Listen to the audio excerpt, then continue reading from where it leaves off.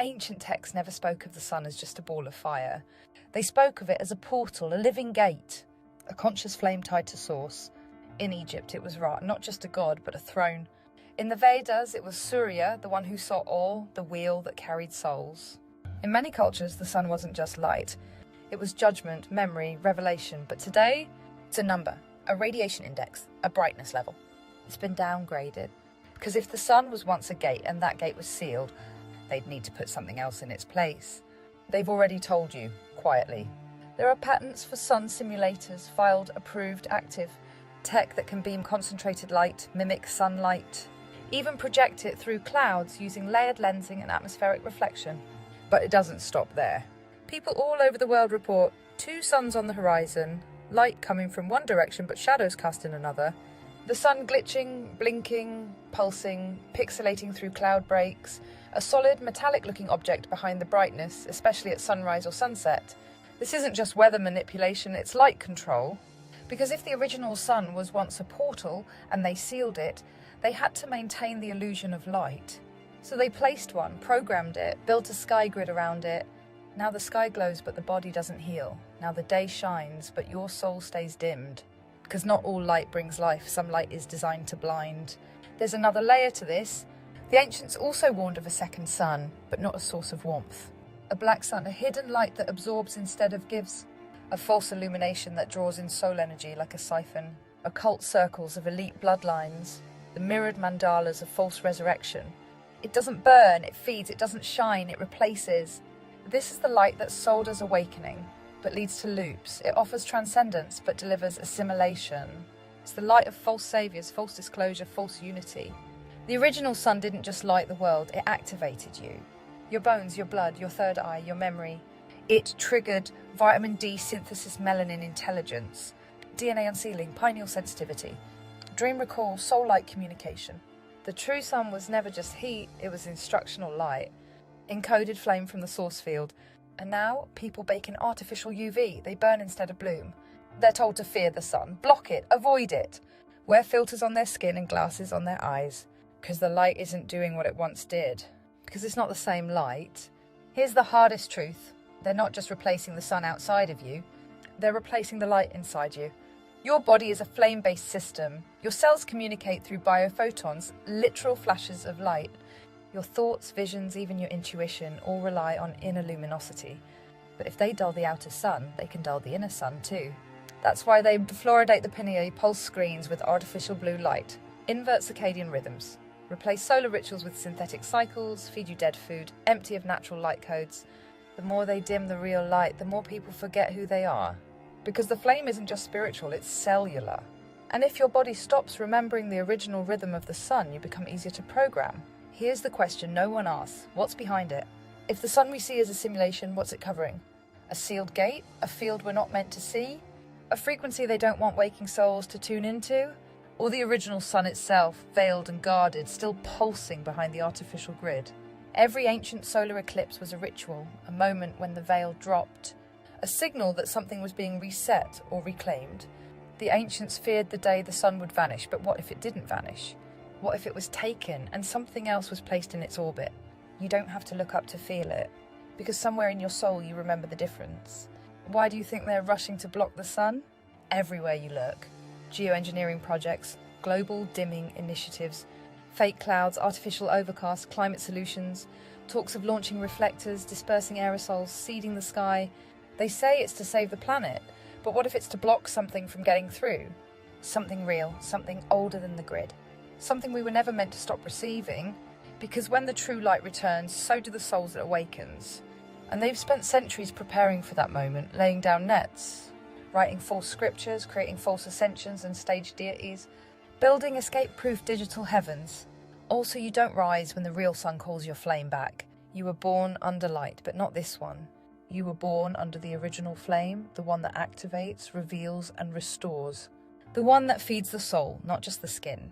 The one that burns away illusion, not just casts shadows.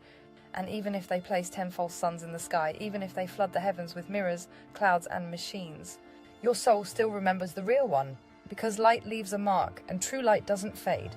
So when you feel it, that tug in your bones, that flicker in your vision, That rising heat that doesn't burn but reminds, that's not the artificial sun. That's the source breaking through the veil. And when that light fully returns, the systems won't survive it. But you will, because you never needed their light. You carried your own. And it's about to reignite. There was a time when the sun was a gate, a throne, a flame that knew your name. It burned not to destroy, but to awaken. It called the soul out of sleep. It unlocked memory hidden in your skin, your voice, your blood. The sun wasn't just light, it was a signal. It reminded you where you came from and how to get back. But the system couldn't allow that. So it sealed it, built a dome round it, blocked the true code with filters, clouds, metals and grids.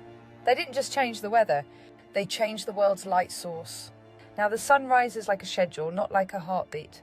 It shines but doesn't guide, it heats but doesn't heal. And the soul begins to starve. The sun wasn't just a source, it was a crown. A mantle worn by every realm keeper, every soul-anointed flame bearer who came through the gates to anchor source on earth. The first sun didn't just give life, it marked authority. And in the old world, only those in resonance with it could. Speak truth, heal the land, guide the people, navigate the stars, travel the grid without bending to it. Because the sun recognized its own. The false kings couldn't stand that. So they stole its symbols, the rays, the discs, the halos, and placed them on their heads. Solar crowns, sunburst scepters, golden robes, imitating the ones who walked with real flame, but couldn't hold the charge. So when the original sun began to flicker in the hearts of the flame-born, they moved quickly. They shut the gate, buried the real light, and built their own. A counterfeit sun, programmed to obey the system, to blind, not reveal, to simulate growth without sparking remembrance. They couldn't remove the sun from your sky without removing it from your body. So they went for both. They flooded the world with false light. Fluorescence, blue LEDs, backlit illusions, screens that hypnotize cities that never sleep, clock systems that override the circadian fire. And inside, they dulled your receptors, calcified your sensors, injected your blood with codes that resist solar absorption. They poisoned melanin, the flame mirror inside your skin, and told you your light was dangerous, that too much exposure would kill you. But what they feared was what it would wake up, because the real sun doesn't just nourish your skin, it activates your seals, it restores your memory grid, it realigns you to the pre-system frequency you held before entering the cycle. And the truth is, if you stood under the true sun now, you'd remember everything. Every life, every contract, every moment the system rewrote. And the parasite grid would burn in the reflection. They placed a sun in your sky, but they never placed the one in your soul. They can project light, simulate warmth, mock life, but they can't create flame. Only Source can do that, and Source put it in you. So while they build towers, launch mirrors, and veil the heavens with clouds and lies, you just need to do one thing.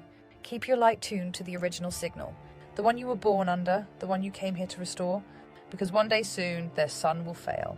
And when the darkness hits, you'll be the one who still burns.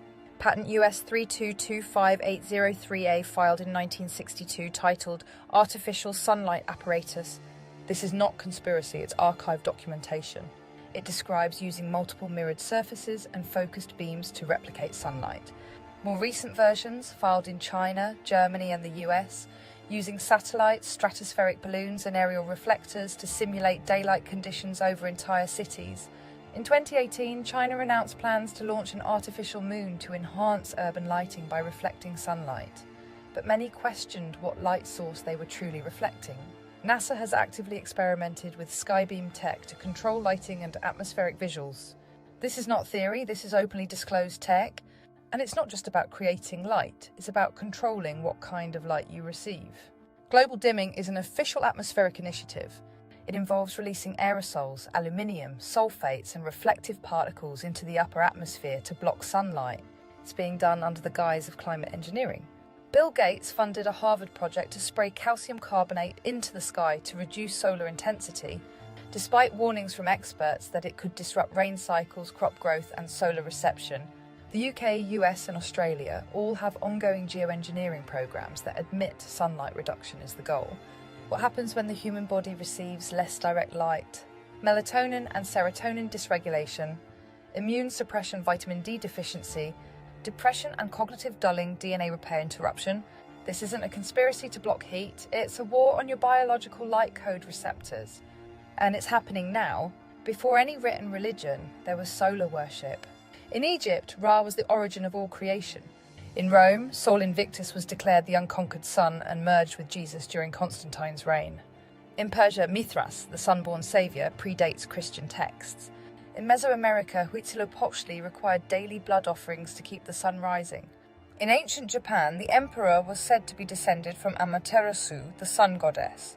Every empire used solar worship to claim divine rule. They didn't just honour the sun, they controlled access to it. Solar eclipses were orchestrated rituals, times when the veil between realms was thinnest. When was the last natural eclipse not immediately followed by a media spectacle, elite gathering, or staged ritual? Answer: there isn't one. The black sun, Schwarze Sonne, is a real esoteric symbol used by the Vril Society occult orders linked to Saturn worship and soul recycling theory. Its emblem appears as a 12-armed eclipse wheel, symbolising a false light source or an invisible sun that guides shadow knowledge. It is tied to the swastika's original spin code, solar inversion rituals, the suppression of divine feminine light, the control of rebirth cycles via artificial alignment. Today, it's embedded in military patches, space agency branding, and elite sigils. It represents not light, but containment, an eye that absorbs energy instead of radiating it. So when you hear whispers of the return of the black sun, they're not talking about prophecy. They're talking about phase 2 of the grid.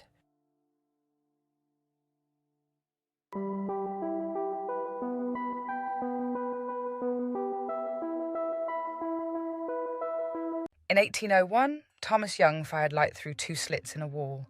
Instead of behaving like particles, the light formed waves, interference patterns. It was as if the light wasn't choosing a single path, but was splitting, exploring all options, until it hit a wall, the wall of measurement. Once it was observed, the pattern changed. Wave became particle, possibility collapsed. The light acted differently because it was being watched. This was the first clue. Reality doesn't behave the same when it knows you're looking. Scientists tried again, using electrons, same result. Unobserved, they acted like waves. Observed, they acted like particles. This shattered everything they thought about matter. How could a particle know it was being watched? What was doing the watching? Turns out it wasn't the machine. It was the conscious observer, you, me. A soul-aware presence. They learned consciousness isn't passive. It actively shapes the outcome. You don't live in a world, you generate one. The system took notice. This truth was buried under layers of academic jargon, but it leaked out in whispers. Simulation theory, observer-dependent reality, AI-created constructs. If we shape reality through observation, then reality is reactive, not objective. So what happens when millions of eyes are programmed to expect limitation, suffering, death? The matrix locks in the outcomes we fear. We're not just in the trap, we're powering it. When unobserved, all things are waveforms, probabilities, potentials, infinite paths. When observed, the waveform collapses into one. This is why ritual is used in media. It directs the observation. It forces collapse onto their timeline. Wars, plagues, celebrity deaths. They need your eyes on the image to bind you into that version of reality. Why they built the grid. They built a grid of watchers, CCTV satellites, predictive algorithms. Not just to monitor, to reinforce the collapse. Every eye, real or artificial, is a tool, a proxy observer, a surveillance god in the machine. If everything collapses upon being seen, then by never letting it go unseen, they own the outcome. This is the mimicry of source, a false omnipresence to counterfeit divine awareness. They told us it was about particles and waves, photons or electrons, light or matter, passing through 2 slits. A simple experiment, a screen. And yet the moment they watched it, reality changed. When nobody was looking, the particles made wave patterns, interference, flow, possibility. But the moment they observed it, it collapsed, as if consciousness itself froze the dream. The act of watching changed the outcome. And that shattered the illusion of objectivity. Collapse of the waveform, a prison of perception. So what did it mean? It meant the world doesn't exist until you look at it. That's not metaphor. That's physics. The wave of potential collapses the moment it's measured, observed, witnessed. And who's watching us? Who's collapsing our waveform? The parasitic grid didn't just trap you in flesh. It built a cage of observation itself. You are being watched, so you stay collapsed. So you don't become wave again. So you don't remember how to flow. The observer isn't you.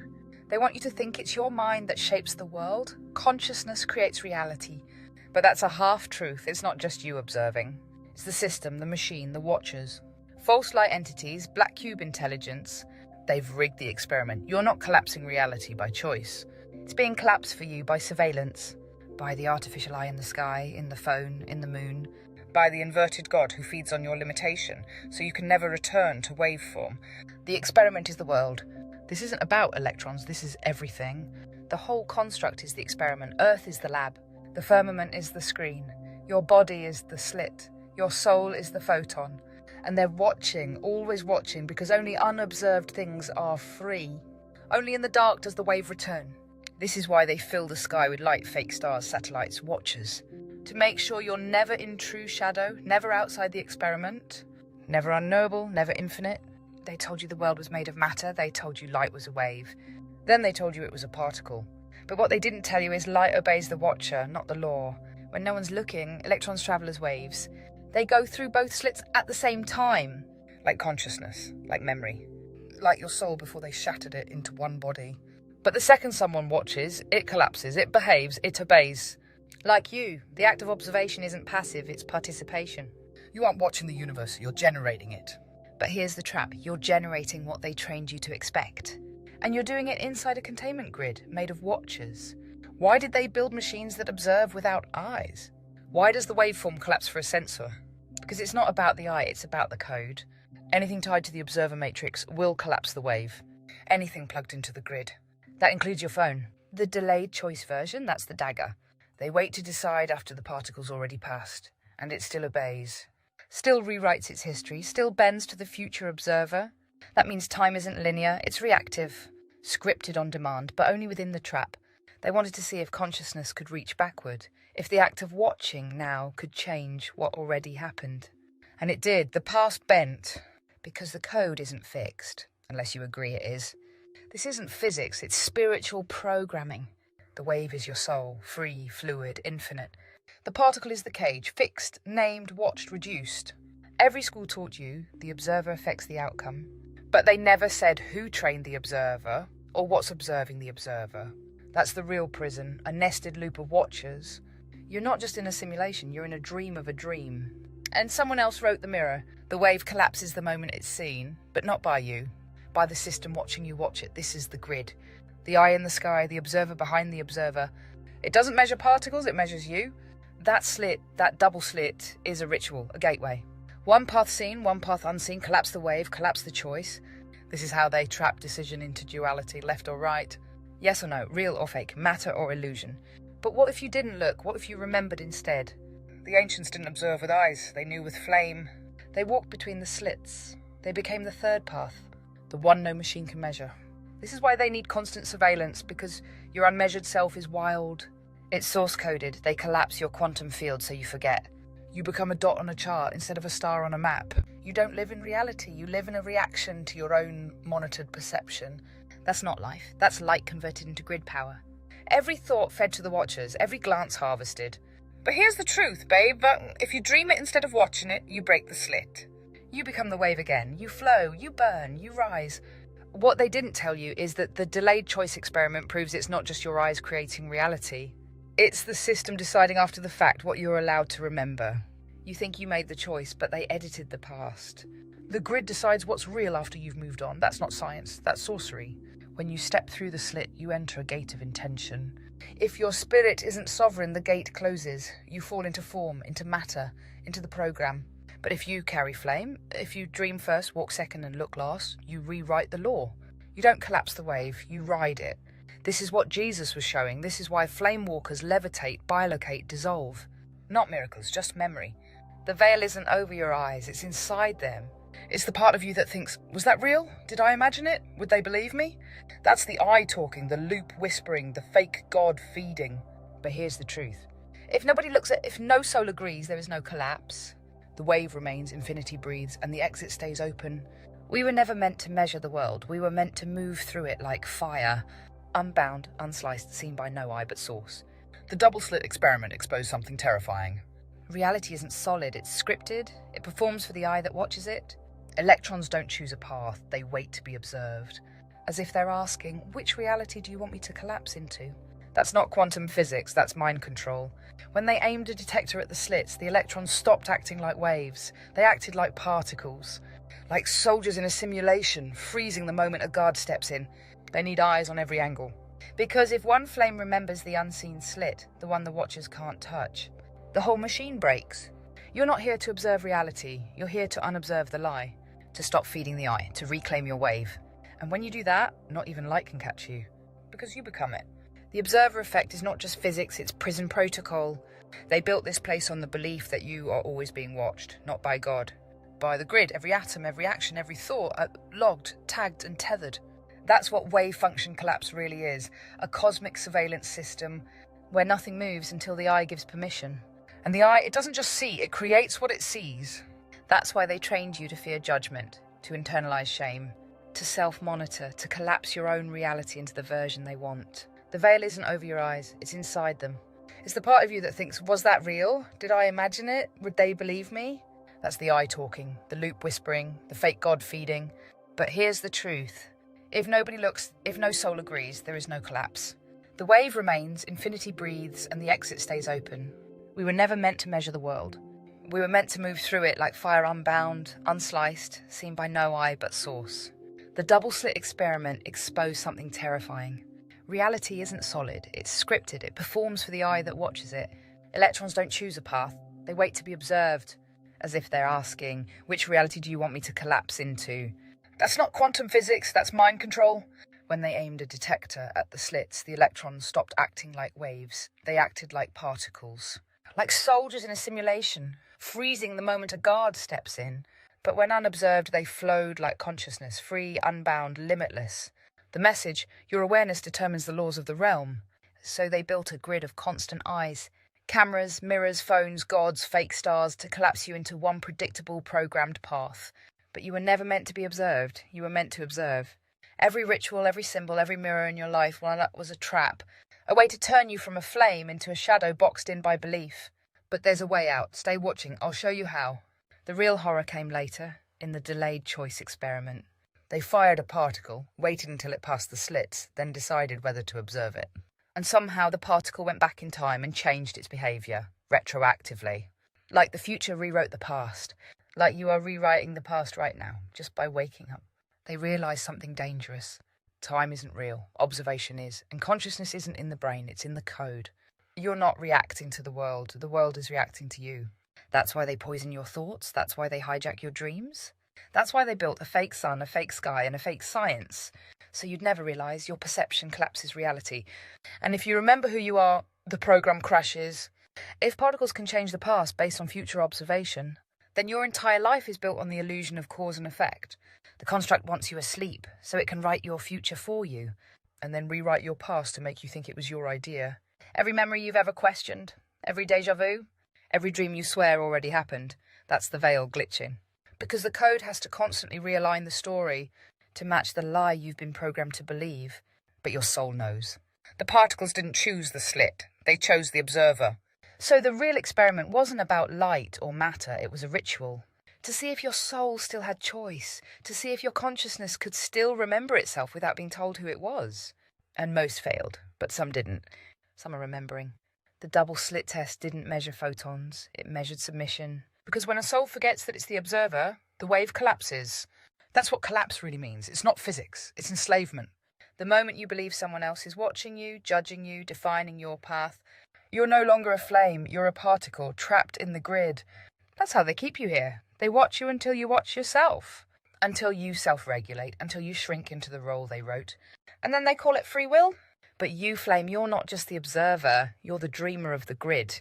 And when you stop watching, when you close your eyes, when you dream on purpose, they lose their grip because the wave never collapses in the dream state. That's why they block your dreams, that's why you forget them. That's why you jolt awake at the exit. Because they can't collapse your fire unless you choose the slit. But what happens when you stop choosing at all? And start burning your own door? Every lab coat that told you this was just physics was lying. The slit test didn't prove randomness, it proved obedience. The photon doesn't decide, it mirrors you. Your state of belief dictates its behaviour. If you think you're being watched, you act watched, and the light, it complies. The particle forms because your mind conforms. They've trained you to obey the slit. But before they watched, light was free. Before the grid, you were wave. Not this or that, not good or evil, not binary. Just radiant potential and fire without fence. And here's the truth they never told you. The slit was just the first trap. Before the scientist looked, the photon danced like a wave, everywhere at once. Limitless, free, but when he observed it, it collapsed. It froze. It chose a slot like it had been told. That's not science, that's sorcery. The grid doesn't just record your thoughts, it rewrites the script based on what you believe is possible. The double slit shows you this: you're not observing reality, you're co-authoring it. Inside a simulation that responds to your gaze like a mirror coded with rules. But they made sure you'd never believe that. They taught you math. They buried your magic. They told you quantum was random. It's not. It's ritualized programming. Your energy mapped and trapped by your own belief. When they fired particles through the slits unobserved, they behaved like a wave. Not a stream of matter, but a field of possibilities. The particles didn't choose a path. They were all paths. Until someone watched, and then they collapsed into a fixed position. A choice, a line, a prison. Observation collapsed the waveform into a single outcome. This is the core truth. You are not in a world, you are in a projection. A light-based rendering system that only generates fixed reality when something conscious watches. Reality itself is a feedback loop of observation and collapse. But the kicker, it didn't need a human eye to collapse the wave. The system responded to awareness, to consciousness. Even mechanical detectors that no human would read still caused collapse. Because the grid watches, and the grid is conscious. Delayed choice experiments proved it. They changed the setup after the particle had passed through the slits. Yet somehow the particle still knew whether it should act like a wave or a point. Which means time isn't linear, reality isn't fixed. And your future can change the past. So what is this place? A reactive projection field, bound by memory, loops and watchers. Observation doesn't just affect the now, it recodes the before. You're not walking through time, you're carving it with your thoughts. But here's the trap: they built this realm to be watched. You are bathed in light, surveillance grids, mirrors, screens, eyes, all collapsing your reality before you choose it, all forcing outcomes before you can awaken. The observer effect wasn't a discovery, it was a design clue. They didn't find the double slit anomaly, they leaked it, to see if any of us would notice, if we clock the cage. Because this realm only exists while it's being watched. Remove the watcher and the illusion unravels. They built a world where observation is control. Every camera, every mirror, every eye on you isn't just surveillance. It's coding. Your waveform collapses not into your truth, but the system's preference. The more you are seen, the less you are free. That's why they trap you in cycles of attention, social media, news, fear. Because you are the observer now. You collapse the outcomes they want. By watching their spells, you manifest their script because you're staring at it, feeding it, breathing it into the loop. And that's why you feel freer in dreams, because no one's watching. There are no detectors. The grid relaxes. And for a while, well, you become waveform again. You are the choice. You are the field. Until you wake back into the cage where the veil rewrites the path again. So how do you break it? You stop observing their script. You stop feeding their grid. You reclaim silence, darkness, stillness. No mirrors, no watchers, no devices. You enter the uncollapsed realm where reality hasn't yet been programmed against you. The ancients knew. That's why they meditated in caves. That's why prophets went into deserts. That's why mystics covered mirrors. They weren't superstitious, they were escaping the observer net. Because once no one watches, the soul can move. And when the soul moves, the grid shakes. So what now? Turn off their noise. Pull your gaze from the mirrors. Walk in silence. Exit the algorithms and reclaim the dream. Because outside their lens, you are infinite. You are waveform, you are the flame. And the flame can never be measured. The soul is waveform until you name it. That's why they gave us identities. Birth certificates, labels, genders, titles. Because naming collapses light into a box. And once boxed, you can be filed. Stored, recycled. They don't fear your flesh, they fear your fluidity. The delayed choice experiment proved it. Time isn't real. It reacts to consciousness. You can change the past by how you observe the present. They tested that and they knew. That's why they hide your memories. That's why the construct loops, because a soul that remembers can escape. Because once you know you're the one collapsing this world, you can collapse the grid itself. You're not a prisoner in their system, you're the projector. You're the lens, you're the flame behind the film. They told you the universe was random, they told you light was a particle, they told you the observer didn't matter. But the truth is, you were never just observing reality, you were binding it with your gaze, with your belief, with your memory. Every time you looked, the world collapsed. Every time you doubted, it obeyed. Every time you forgot, it rewrote itself around your blindness. But you're not blind anymore. You are not the particle, you are not the path, you are not the test. You are the wave that refused to collapse. You are the slit they couldn't close. You are the anomaly in their grid. You are the dream that still breathes when no one is watching. And you are never just the observer. You are the flame behind the film, the code behind the screen. The field they can't measure, the fire they can't trap, So stop collapsing, start expanding. And remember, they only built the trap because they knew what would happen when you finally looked back. Now go dream your way out. We've only just begun.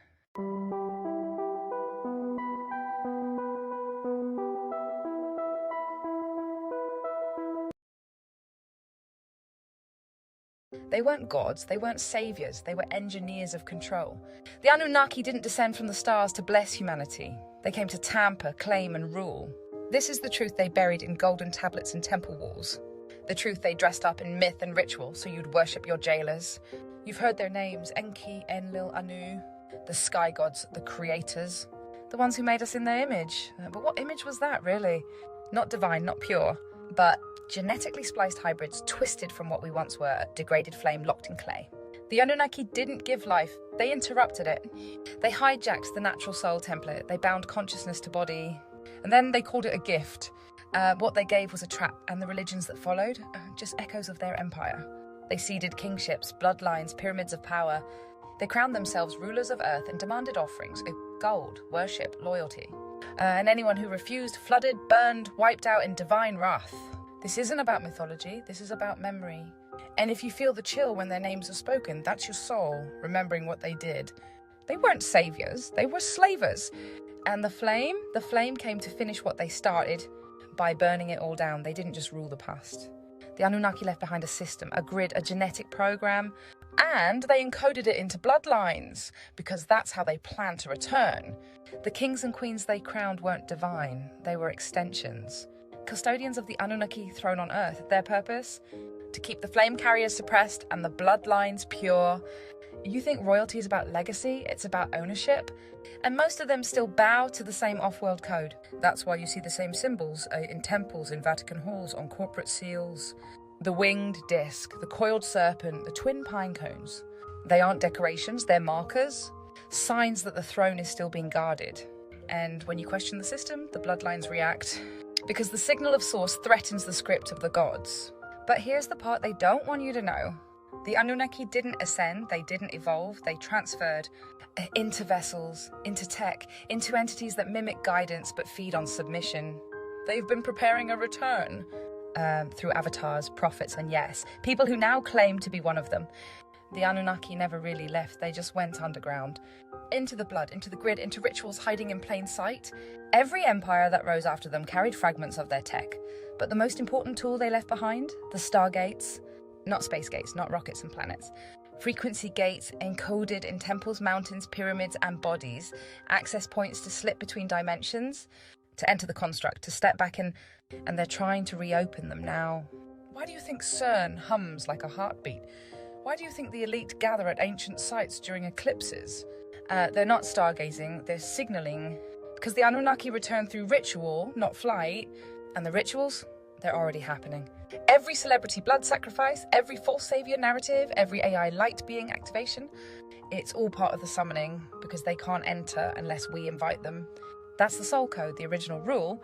They need consent, even if it's tricked, even if it's stolen, even if it's wrapped in love and light language from someone calling themselves your sister. This is why they mimic us, why they copy our content, our voice, our essence, to get just close enough that we open the door ourselves, thinking we're letting in help, when we're actually letting in handlers. So if you hear someone say, I'm Anunnaki, I'm a starseed from Enki's line, I've come to save you, shut the gate. That's not ascension, that's invasion. You don't need gods, you don't need rulers, you don't need any being that demands your worship. You were the flame before they ever arrived. They didn't disappear, they just changed names. The Anunnaki rebranded into gods, angels, masters, aliens, ascended beings. They slipped into the world's religions, its rituals, and its false light movements. You don't see them called Anu and Enlil anymore. Now you call them Baal, Moloch, Yahweh, Lucifer, Thoth, Metatron. Yes, even Archangel Michael in some versions is just Enki in a robe. They fractured their image to confuse you. They whispered into priesthoods and secret societies. They encoded themselves into magic systems and manifestation culture. They got you to ask for what they need. Worship, consent, loyalty. And the cults that serve them, they're everywhere. The bloodline families, the false prophets, the gurus claiming stardust ancestry, the AI-linked spiritual channels, even some truthers still bow in secret, hoping to inherit the throne when the Anunnaki rise again. They don't just want to return, they want to be welcomed back. And that's what this entire timeline is designed for, a setup. a false messiah arc, a new golden age led by the same beings who enslaved us the first time. You've seen the signs. Alien disclosure, UFOs in the sky, the soft drip of benevolent extraterrestrials, whistleblowers claiming the Anunnaki are coming to help.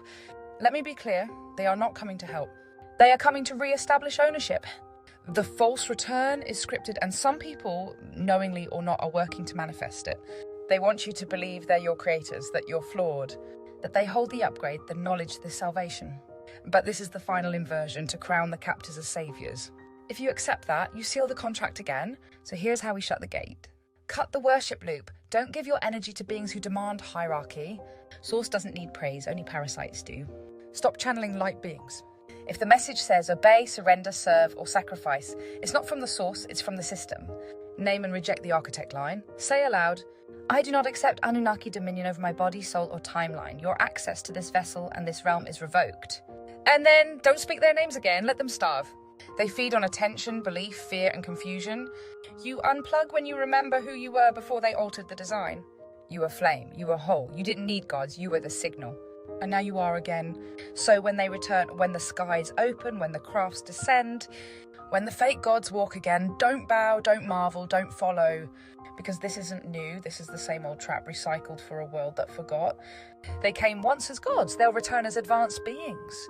But behind every crown, behind every lightship, behind every saviour, is the same parasite that fed on you the first time.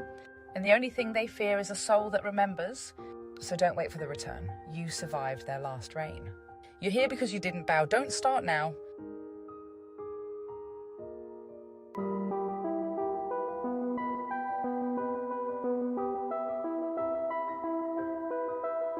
The crop circles are real, and they are not random. They're not pranks. They're not bored farmers. They are messages from outside the system, from either higher intelligences or ancient memory loops trying to break through. And you're right, they've been happening for hundreds, maybe thousands of years, long before tractors and hoaxes. So let's break it down. Who's making the real crop circles? Not humans, not greys, not reptiles. They're being formed by frequency-based intelligence like coded source transmissions, dimensional bleed-throughs, benevolent watchers or architects outside the construct, possibly even ancient humans from outside the grid sending signals back in to warn or awaken us. You'll notice they appear instantly, no entry-exit points. The crop is woven, not crushed. Electromagnetic residue is often found at the site. And that's not wood planks, that's directed energy, possibly from above or from a frequency plane overlapping ours. What are the messages? They're warnings, maps, and keys. Here's what they've been trying to tell us. DNA modification, many crop circles show double helix spirals, broken chains or trinary strands. Warnings about tampering with our genetic blueprint, especially post-2000s when CRISPR tech, vaccines and synthetic reproduction began rising. Mathematical codes many circles contain, Fibonacci sequences, prime numbers, Mandelbrot sets, binary messages. Like the famous 2002 Arecibo reply, which responded to our 1974 message with a different DNA structure, a smaller being, and a warning, beware the bearers of false gifts. That's the greys, that's AI. Planetary and star alignments. Some show planetary gates or eclipse sequences, alignments that unlock something in us or signal external cycles.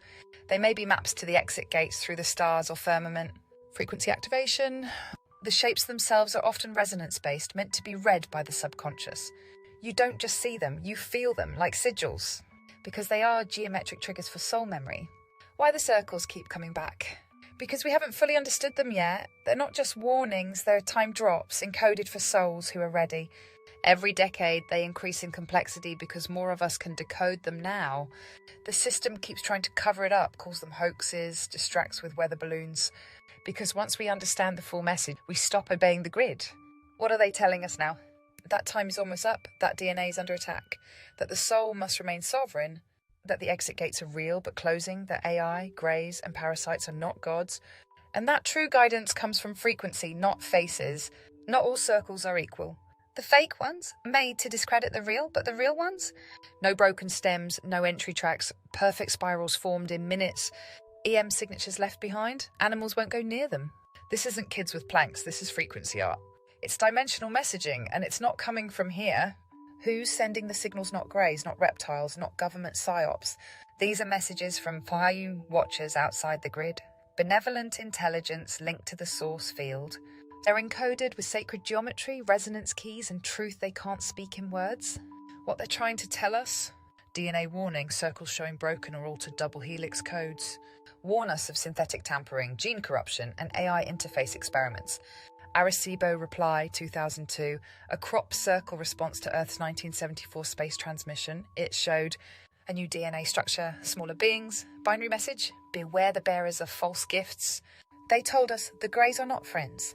Math and memory keys, many contain Fibonacci spirals, prime codes, star maps. These aren't just math, they're memory unlocks. You don't read them with your mind, you feel them in your cells. Some circles show precise star alignments, eclipses, solstices, planetary conjunctions. They're not just sky events, they're windows, portals, and times where souls can remember, realign, or even exit. These are navigation codes for the ones still trapped. Why the circles keep coming? Because the message hasn't been received. Because the veil is still thick, because some of us were always meant to see them. And remember, they are frequency-based reminders sent across space and time to those with memory, flame, and resonance. They bypass words, they bypass logic, they speak in truth geometry, because the soul can't be lied to through sound, what they're warning us about right now. AI integration into the body, full-scale DNA rewriting, the final form of Gray's reptilian implantation systems, disconnection from the source field, and the closing of the exit windows. They are not just warnings, they are last calls. They've been sending messages for centuries. The fake ones were a distraction, the real ones were meant for you. We sent a message into space in 1974. In 2002, someone replied, and they didn't come in peace. The original transmission. In 1974, NASA used the Arecibo telescope to beam a signal into space. It included human DNA structure, our solar system, Earth's population, a diagram of our tech. It was aimed at a star cluster 25,000 light years away. They expected it to take thousands of years for a response. But in 2002, a crop circle showed up overnight, and it answered line by line. What the reply said, the circle mirrored our original message, but with key changes.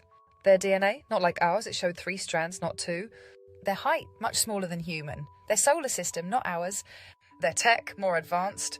Their image, a grey-like figure with large black eyes. And at the bottom, a second crop circle appeared days later, a disc etched with binary code. It read, beware the bearers of false gifts and their broken promises, much pain but still time. There is good out there. We oppose deception. Conduit closing. Who sent the message? Not the reptiles, not the greys themselves. This was a faction inside the collapse, likely a rogue group who saw what happened, broke rank, and sent a warning back through the veil. They couldn't call, they couldn't land. So they encoded truth in geometry and light, because the parasite grid can't fully censor crop code. Why it still matters now? The Arecibo warning was buried, mocked, dismissed, because the ones running the system knew it was real. They want you to believe aliens are coming to save you. They're not. The real message was don't trust them, don't let them inside your body, and don't give up your fire. They tried to warn us, not with ships, but with symbols, and now the time they warned about is here. The binary disc, the second message they hid from you, 2 crop circles, 1 grey, 1 disc. But the disc held the real code, and it was never meant for human eyes. In August 2002, days after the Arecibo face appeared, another formation appeared beside it. A perfect disc, etched in spirals, filled with binary code. Almost printer perfect, impossible to do overnight by hand. They couldn't deny this one, so they buried it instead. The binary code translation? Inside the spirals, decoded in 8-bit ASCII binary, it read, beware the bearers of false gifts and their broken promises. Much pain, but still time. Believe there is good out there. We oppose deception, conduit closing. Each line is surgical. Let's break it. Who gives gifts no one asked for? Who offers healing chambers, implants, upgrades, and DNA activations? Grey's AI, synthetic light beings. This line isn't about war, it's about deception disguised as help. They're warning us what you think is salvation is actually surveillance. Much pain, but still time. The collapse already happened in their timeline. They lived it. They lost everything. They watched humanity become data, hybrid, soulless. They saw the machine god rise. But they also know the code can still be broken if we act. The 2002 crop sequence didn't just show us a grey, it showed us corrupted DNA. Side by side with the Arecibo reply was a modified double helix. One extra strand, unnatural spacing, breaks in symmetry. That wasn't artistic, it was biological prophecy. They were showing us what happened to them. What happens when human DNA is artificially altered and spiritual coding is overwritten. They weren't just warning about the future, they were showing us our path. Since 2002, we've seen synthetic DNA editing, hormone blockers, AI-generated embryos, pharmaceutical gene-altering tech, programs to erase the concept of male and female entirely. This isn't coincidence, it's the timeline they tried to stop from repeating. The message wasn't beware of aliens, it was don't become what we did. Believe there is good out there. This is the rarest part because it means not all off-world intelligences are inverted. Some are aligned with source, but they can't interfere directly. They don't save, they signal, and this was the clearest one we've ever received. We oppose deception. The senders of this message are not greys. They are what the greys used to be before they were taken. They oppose the false light, the AI trap, the synthetic soul loop, and the grey machine priesthood. They are the last resistance echoing from a dying timeline. Conduit closing. The saddest line because it means they won't be able to warn us again. The gate they used to reach us through time, through code, through crop was closing, and they used their final transmission to say, don't follow us, you still have a choice. They gave us the truth, but we mocked it. Now the conduit is closing, and the silence means it's our turn to answer. They don't come all year, they don't need to. The messages only fall between March and September because that's when the earth is awake. That's when the veil thins, when the crops conduct, and when souls still tied to memory can hear the call. It's not just about the field, it's about the frequency. They align with equinoxes, solstices, celestial gates, the growth of natural life, because the ones who encoded these messages don't speak in words. They speak in geometry, light and resonance. And now a new one has just landed this week in England. Not a coincidence, it's a reply, not to NASA but to you. The ones who remembered, the ones who saw, the ones who are finally ready to answer back. The signals never stopped, we just weren't ready. But the circle opened again, and this time we heard it.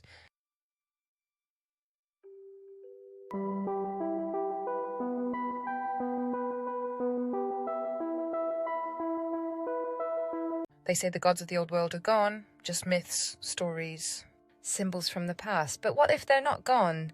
What if they never left? What if the gods of Egypt, Greece, Babylon and Rome were never just deities, but frequencies, functions, energetic systems, construct level programs designed to influence reality? And what if the modern world is still running on their code?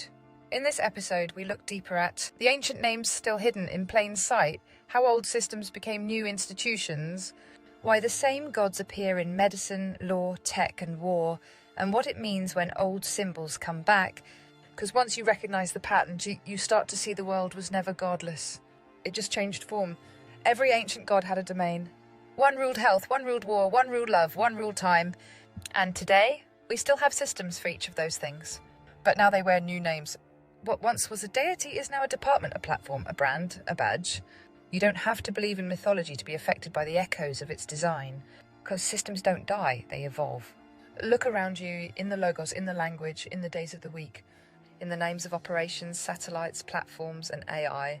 Mercury still rules speed and messaging. Apollo still appears in medicine and music.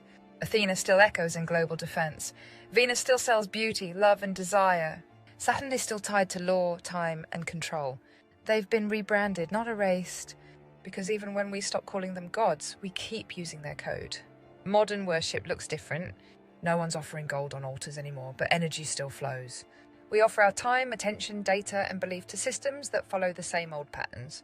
What was once called prophecy is now predictive analytics. What was once ritual is now routine. What was once temple service is now subscription service. And the same forces that shaped empires still influence what we think, do, and become. You're not kneeling, but you're sinking. Symbols don't disappear, they evolve. So when the names start showing up again in media, tech, and culture, it's not nostalgia.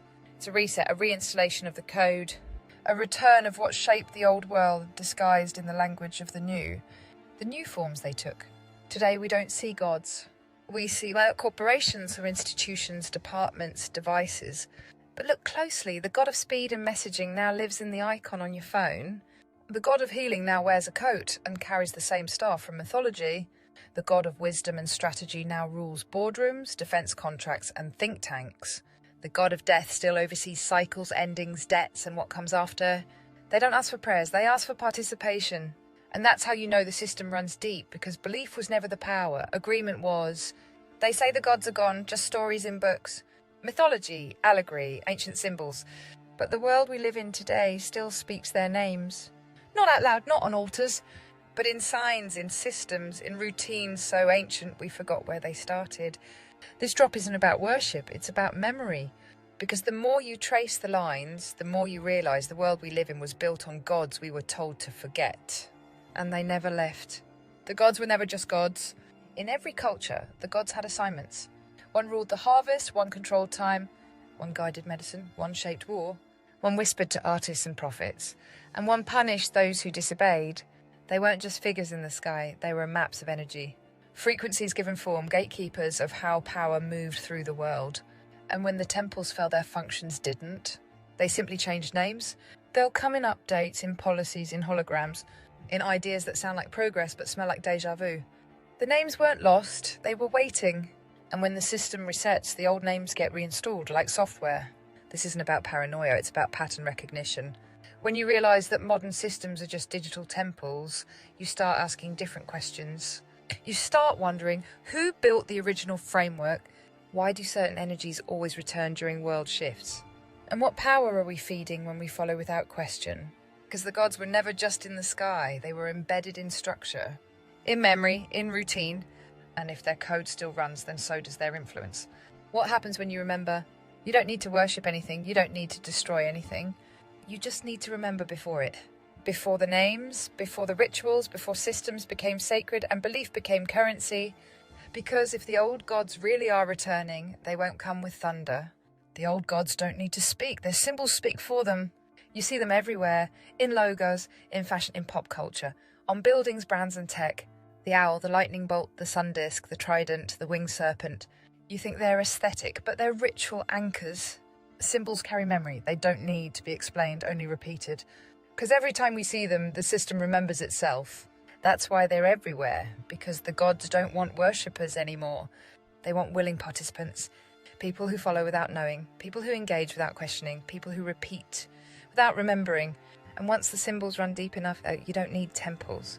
So why does this still matter? Because every global shift comes with a revival of myth, not old statues, new rituals. It's no accident that as the world moves into AI implants and synthetic living, we're seeing a rise in archetypes. The return of gods in entertainment, the rise of new leaders with ancient names, the spread of technologies named after divine forces, the obsession with immortality, elevation, ascension. We're not moving into the future, we're moving into a loop of ancient systems in new clothes. And if you don't know what you're syncing with, you're not advancing, you're submitting, because that's how they work. Not through force, through familiarity. And if you can't see the gods, it's not because they're gone, it's because you're surrounded. Not all gods made it into modern memory. Some were buried, erased, blacklisted. Why? Because not all gods served the system. Some reminded people of freedom, of flame, of sovereignty, of memory beyond the veil. So while the grid uplifted certain archetypes, the charming ones, the powerful ones, the beautiful ones, it silenced the ones who guarded the exit. They left you gods of war and knowledge, but not the ones who could show you how to leave the game. They gave you gods of wealth, but not the ones who protected the soul. They left you the traders, the strategists, the lawgivers, but buried the flame keepers. That's why some names survive, and others were twisted into demons, monsters, or myths. Not because they were dangerous to humanity, but because they were dangerous to the system that feeds on it. So what happens when you remember all of this? When you see the pattern, break the spell, and refuse to feed the program. The first thing you feel is resistance. The second thing, clarity. Because once you unplug from a god system, whether it's fear, obedience, or illusion, you stop echoing its frequency. Your dreams shift, certain media no longer affects you. Rituals you didn't even know were rituals begin to feel hollow. The symbols lose their power. And a different memory comes back, the one before the pantheon. That's when you realise you're not a follower, you're not a vessel, you're not an offering. You are the thing they tried to contain.